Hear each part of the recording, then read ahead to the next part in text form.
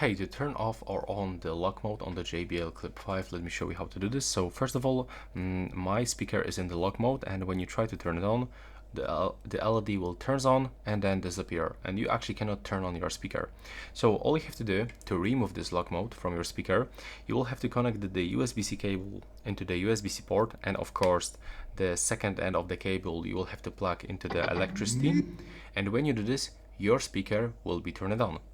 And then you will have to click and hold the play button and the Bluetooth button together until the speaker turns off. So just wait for it. Just keep holding both buttons, and now you can release. Then you can click once on this power button. Wait until it turns on. There we go. Now it's turned on, and the speaker is charging. Because we can find the indicator, the red one, and when I'm gonna unplug it, it will actually disappear. And now if you want to actually turn on this lock mode, you will have to just power on your speaker and then use the same buttons combination like this.